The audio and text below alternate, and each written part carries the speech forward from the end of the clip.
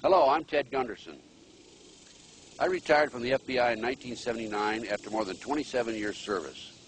At the time of my retirement, I was the senior special agent in charge of the FBI Los Angeles Division with more than 700 people under my command and a budget of more than $22.5 million.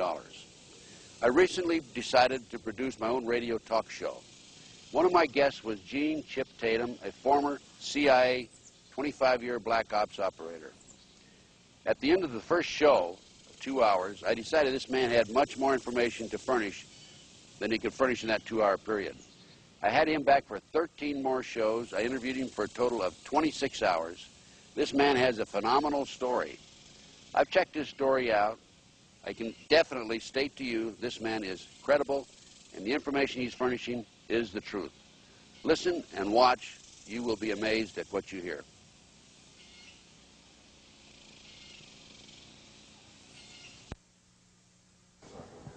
Hi, my name's Chip Tatum, and I'm an ex-intelligence officer for the United States government.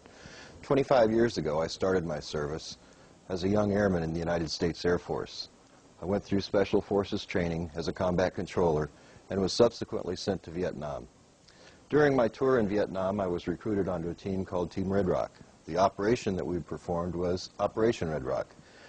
It was an operation designed to move Lon Nol, the premier of Cambodia, off of the proverbial fence and onto the side of the U.S. government. During this operation, Team Red Rock was captured. Orders were given by the President of the United States that Team Red Rock should not return to the United States. During our captivity, all but 2 of us were tortured to death.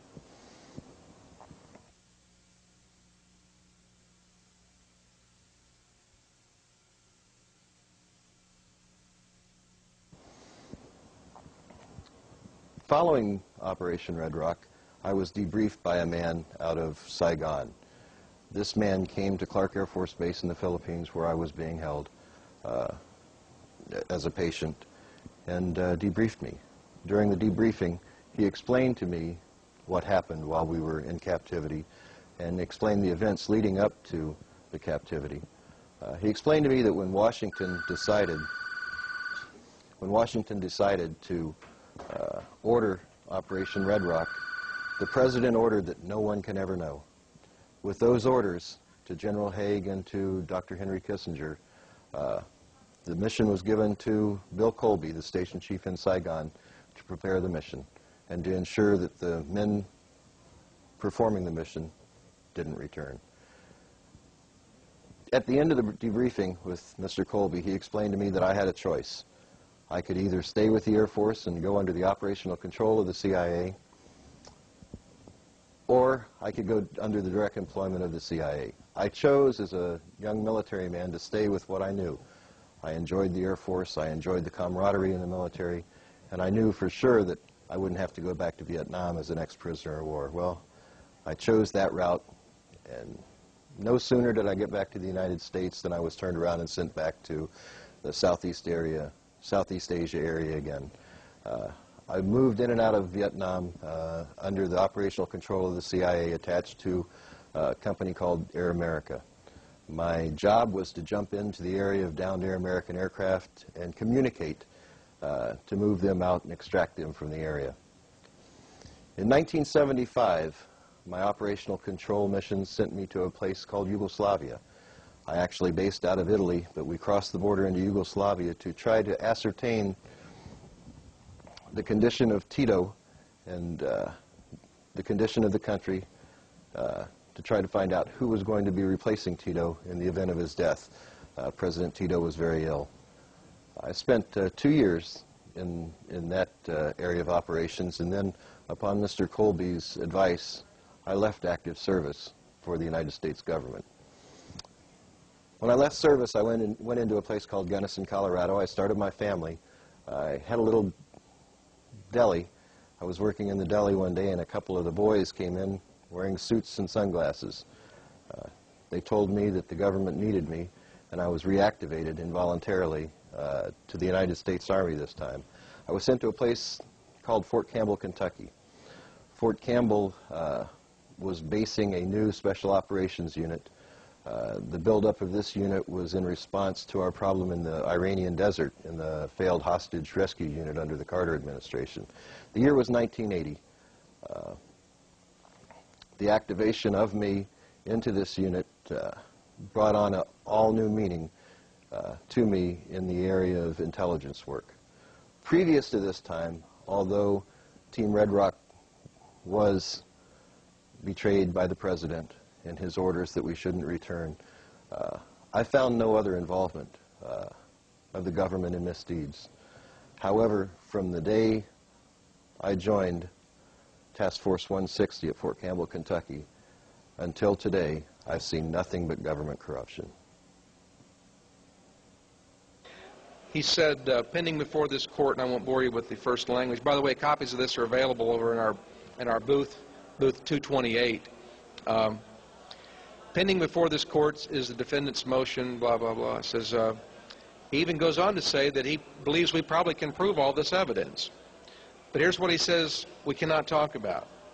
Any reference to the plaintiffs, that's me, plaintiffs' participation in programs, operations, or missions sponsored by the FBI or the CIA or any other agency of the United States government, covert or otherwise, as well as any organization sponsored by or aligned with the U.S. government, specifically including but not limited to any programs, operations, or missions conducted in southwest Arkansas regarding the training of Nicaraguan nationals, the funding and support for any functions involved in the Nicaraguan conflict, and any contact or communications with operatives, officials of the above-named agencies or organizations.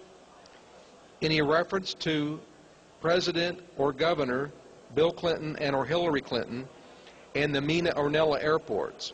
Any references to Barry Seal and any alleged drug smuggling operation or other references to the Mina or Nella airports or to a business relationship of Barry Seal and Dan Lassiter, Lassiter and Company, and the Arkansas Development and Finance Authority, parenthesis, ADFA, ADFA, and ADFA's former director, Bob Nash.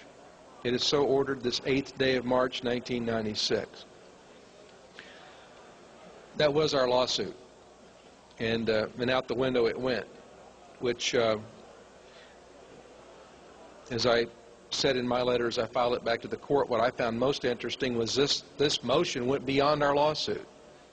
And nowhere in our suit had we even named some of the people they eliminated reference to, which obviously was their own admission that they knew exactly where their liabilities were and wanted to make sure that we didn't get into court and somehow bring in the real scandal of this story, which is the money laundering aspects of what was going on with the huge profits generated from the cocaine activity.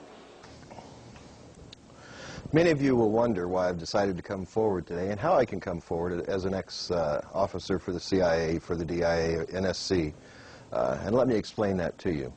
I can come forward today because a federal judge has ordered at a federal trial that I was a defendant in, that the items that I wanted to discuss and present in my trial were not classified. And the reason he decided to do that is the last thing that judge wanted to do was allow that courtroom to hear what I had to say.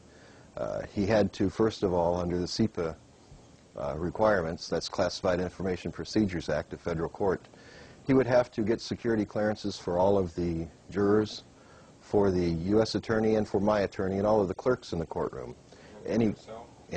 No, judges, although the judges aren't required to have that clearance, he would have had to have his staff cleared. The clearances presented a problem in that it would have delayed the trial several months, and they would have had to allow me bond of some sort at that point. At that point, I'd been held without bond because I was a flight risk and a danger to society. The statement made by the Federal Bureau of Investigation after arresting me was that I had traveled outside of the country. Well, of course I had. That was my job. So that made me a flight risk. Even though my family lived here, I was still a flight risk. So I was held in prison. They can do that. They can do that for an undetermined amount of time in any federal case in the interest of justice. They can delay your Speedy Trial Acts in the interest of justice and because the courts are backed up. So everyone needs to understand that the federal court system is a very one-sided system. It's interesting that during testimony by federal agents in the pretrial portion, in the bond portion, a federal agent is allowed to lie on the stand and won't be held accountable for that lie. They won't be prosecuted because it's very difficult for the U.S. Attorney's Office to prosecute their purported prime persons that will provide testimony during the body of the trial.